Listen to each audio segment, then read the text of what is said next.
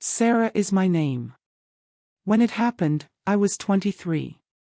And I can still clearly recall the precise moment I went too far. Not because I was intoxicated. Not because I was afraid. Since I wasn't. In Calvin's study, I was standing. The scent of his perfume filled the air. The door shut behind me. Soft gold is being cast across the leather couch by the lamp. My limbs were shaking. It was heat, not terror. I didn't recoil as he moved behind me. I didn't turn away when he touched my lower back. And when he lowered his voice, it was steady, low, and almost respectful. Let me look after you. I didn't respond. I simply let the quiet do the talking. I wasn't intoxicated. I wasn't under any duress. No one had me as a victim. I simply stopped acting as though I didn't want it. His hands moved slowly and carefully. He eased my skirt down without completely undressing me. Allow his fingertips to discover the form of a girl who was once a young child in his kitchen. Now open, now growing. His lips touched the inside of my thigh for the first time. That was the end of it. The instant I realized there was no turning back. Neither from him nor from this. I wasn't a secret when I entered his life. As usual, I entered through the front door. I was Terry's closest friend and was essentially a member of the family. She was a confident, charismatic girl who never doubted her value and smiled heartily. I thought that was admirable. Perhaps they even desired to borrow a portion of it. Ever since high school, we had been inseparable. Beach vacations, heartbreaks, and sleepovers. Calvin, her father, was the one who bought us pizza during summer storms and cooked hamburgers as we sobbed over mails. Though silent, he was ever present. The type of man whose eyes saw more than you cared to admit and who listened more than he talked. Terry altered once his mother passed away. Like a house with only one light left on, he grew softer and slower. I didn't give him any attention until everything began to crumble around me. I had recently left nursing school. I was no longer able to afford it. To be honest, I couldn't act like I was in control. I was sleeping at Terry's place more often than at my own while working double shifts at a nasty cafe along Highway 280 in Birmingham. I was on her back porch one evening with a notice of unpaid rent. I had trembling hands. He didn't even come outside, and I missed it. He sat next to me in silence, as usual, without asking any questions. After a long pause, he continued, "You're drowning, Sarah. I'll toss you a rope." He paid the rent for that month and the following one. Handed me a used automobile from one of his lots after that. It ran, nothing special. Before I knew it, I was working at his front desk, answering phones, filing documents, and earning enough money to feel like I was beginning again. He never requested anything in exchange. Not initially. And perhaps that's why I didn't anticipate it. Perhaps that was the reason I didn't want to.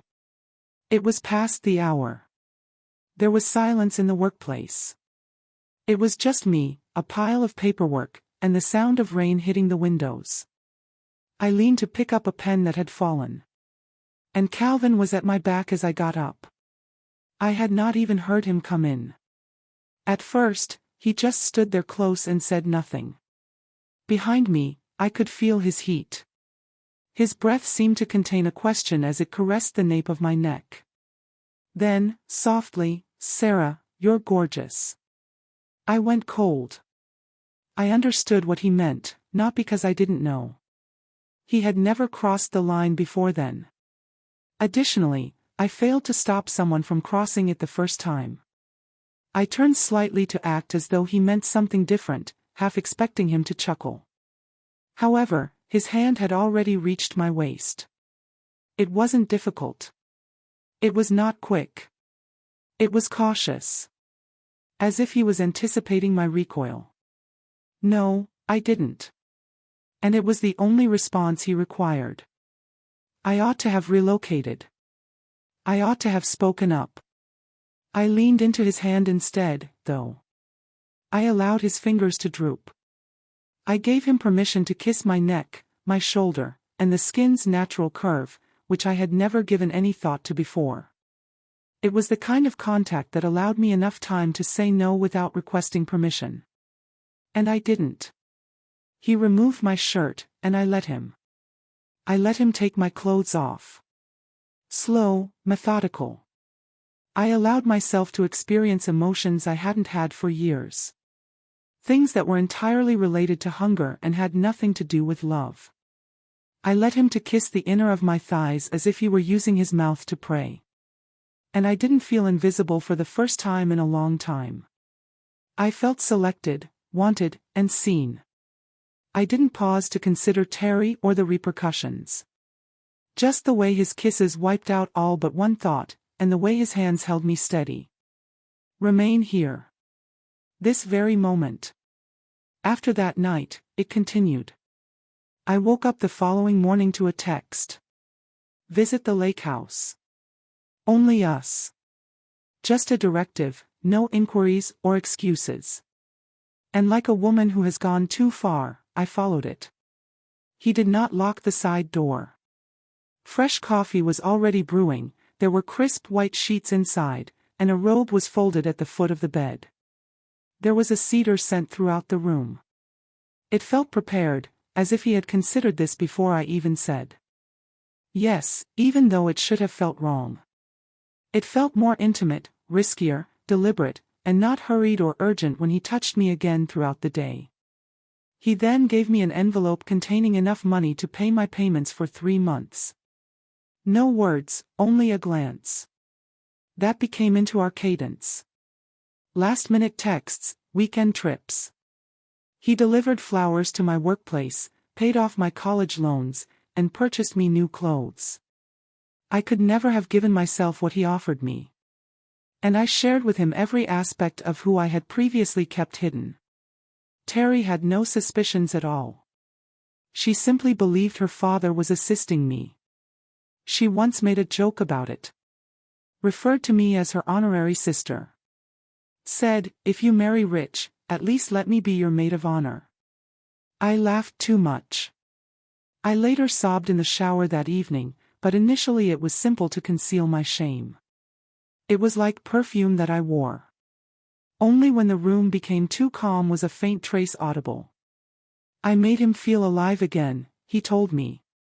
Said he didn't imagine he would ever want someone like this after losing his wife.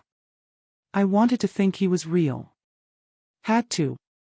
Because what was I if I didn't think it had any significance? It was not flawless.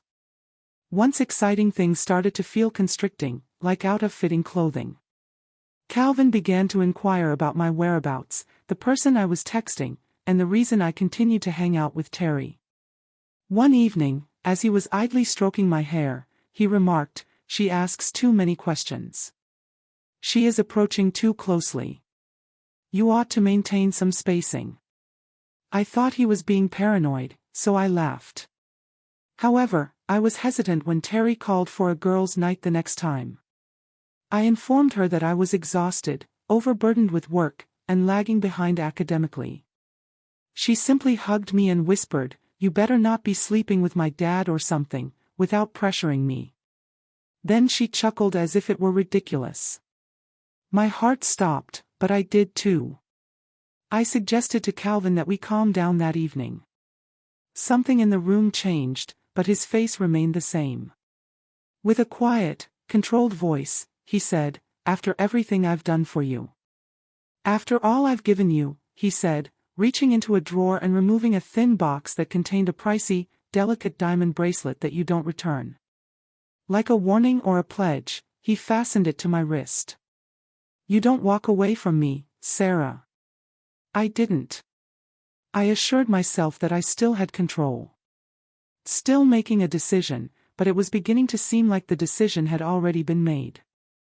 I felt compelled to accept Terry's invitation to join her, her father, and myself for dinner the next week without giving anything away. I tried to slow my breathing for a full minute while I stood outside their front door. Everything inside appeared to be normal. At the head of the table is Calvin. Terry pouring wine, music, laughter, and childhood scents. However, his foot found my leg beneath the table. He touched slowly, purposefully, and possessively. I almost let my fork fall. Terry was unaware. She was narrating a story about a man she had met while working. She then gave me a direct look. "Do you recall the evening Sarah stayed late to assist with paperwork, Dad? You two must have put in a lot of overtime. Again, what were you working on?" The air was heavy. Calvin's eyes remained unflinching. "Only bills." Calm as ever, he said, "Tax stuff." He then turned to face me. And I was aware that everything would collapse if I said even one incorrect word. I nodded, grinned, and convinced myself it wasn't a lie. It was a matter of survival. 2 weeks later, it all fell apart. I was drying my hair in Calvin's bathroom mirror after taking a shower at his house while covered in a towel. Still wet, the jewelry he gave me glistened on my wrist.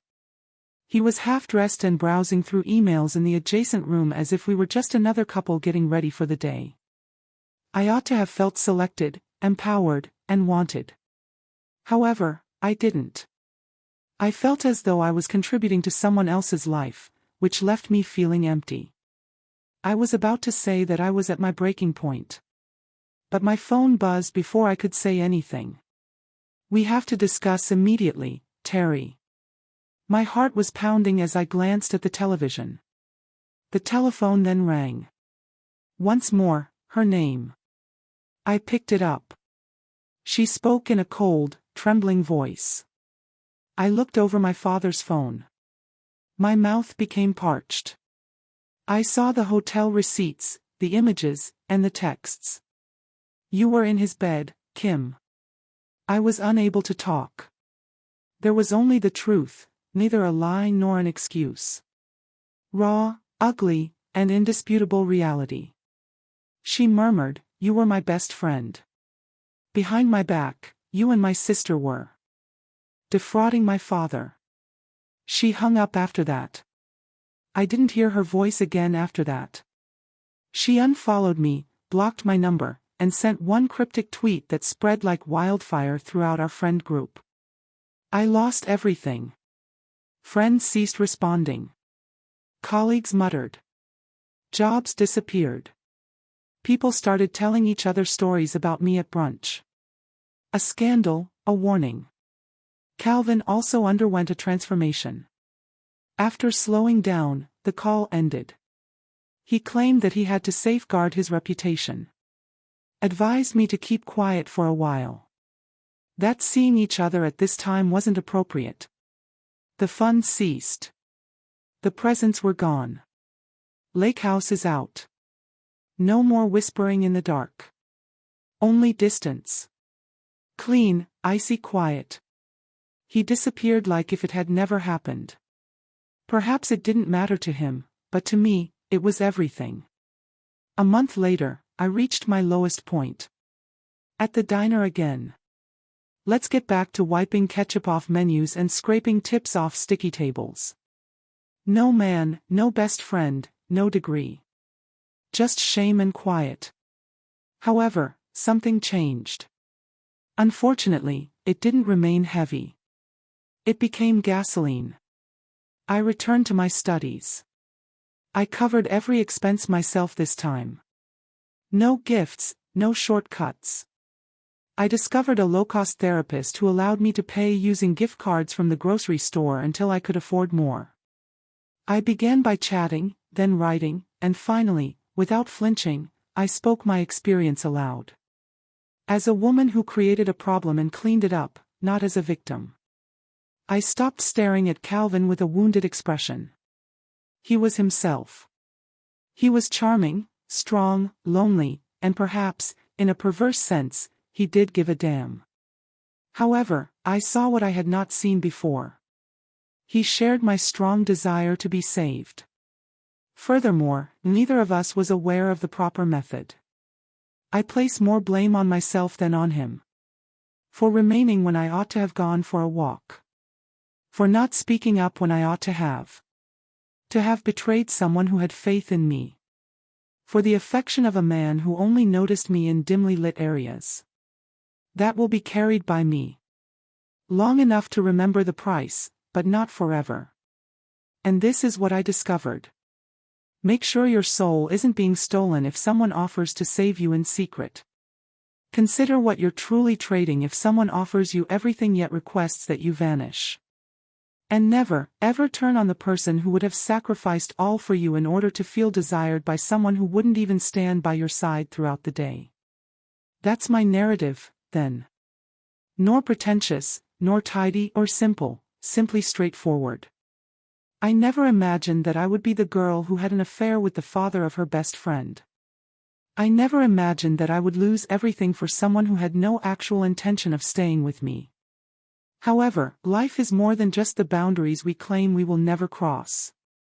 It's about who we end up becoming. And now, even when it hurts, I'm learning to say the truth. Particularly when it is painful. I recognize anyone watching who has ever mistaken attention for love. I understand if someone stayed longer than necessary since it felt better to be noticed than to be secure. This is a hint that you should let go of a secret that you still feel no one will comprehend. Write it down, share it, and speak it. Because what you did wasn't the worst part. It's the quiet you continue to live in after that. If you've ever been there, leave a comment. Tell me what you think if you've ever allowed someone to decide your physical appearance before you decided on your own value. Was I mistaken from the beginning? Do you believe Calvin was fully aware of his actions? Let's have a real conversation about it. No masks, no judgment. Share this article if it touched you in any way. Press the like button. In case you haven't already, click subscribe. Thanks to your help, this place stays vibrant, these stories continue, and individuals like myself are reminded that we are not alone. Be kind to yourself until the next time, especially if you don't feel proud of who you were. Because hiding does not lead to healing. It results from choosing to talk despite it, facing it, and remaining motionless.